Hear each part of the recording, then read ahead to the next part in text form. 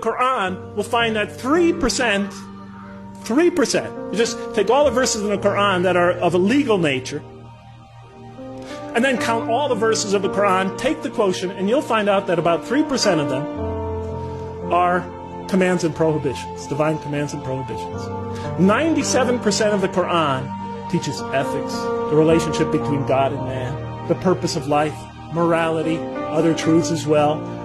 The history of nations in the past teaches us how to be self-critical, how to use reason and faith, the extreme importance of using reason and faith, teaches many, many major themes. You know what I was taught when I became a convert? Rules, rules, rules. If I hadn't studied this religion myself and entered this religion and all I received were rules, rules, rules, I would have left it the next day. Thank God I read the Quran first.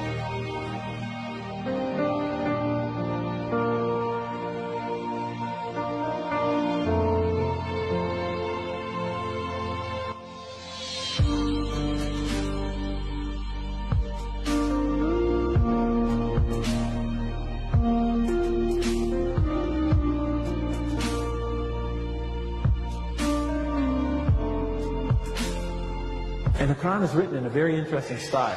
In the beginning, it's quite technical. It goes into a lot of specifics, laws and rules and regulations. By the middle, it takes you into stories, beautiful stories, powerful allegories.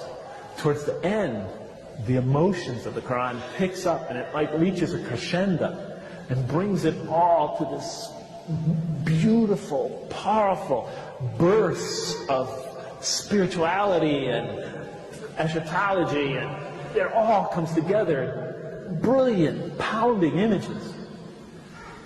And by the time I was getting towards the end of the Quran, as my atheism began to fade away, I began having these powerful spiritual moments when I felt I was in the presence of this tremendous divine embrace.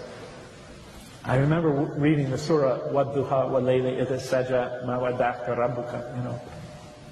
When I got to the end of that surah, I cried like a baby for 20 minutes. I didn't even believe in God. And it brought me to tears. And I would try to deny these experiences as I was having them. I would try to step on them. They just kept coming.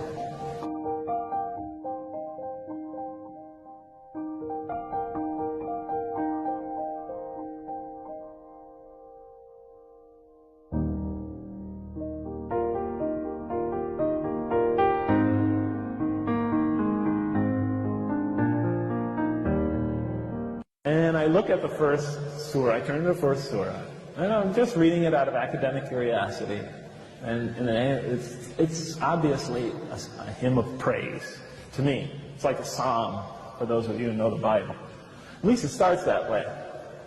In the name of God, the merciful, the compassionate, all praise be to God, ruler of all worlds,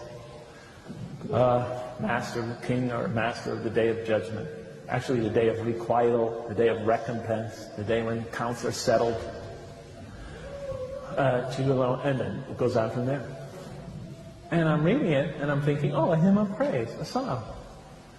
And I get to the end of it, and then as I get to the end of it, I realize, oh, the last few lines made a subtle transition into a prayer for guidance. Show us the straight path, the path of those whom you have favored, not those who have gone astray, or upon whom is violence or wrath. And I thought, what a clever author. You know, he tricked me into making a prayer for guidance, a supplication for guidance. Clever man. So I assumed that, of course, the Quran had a human author. So I turn to the next surah, and it begins Alif, Lam, Mim, 3 Arabic letters.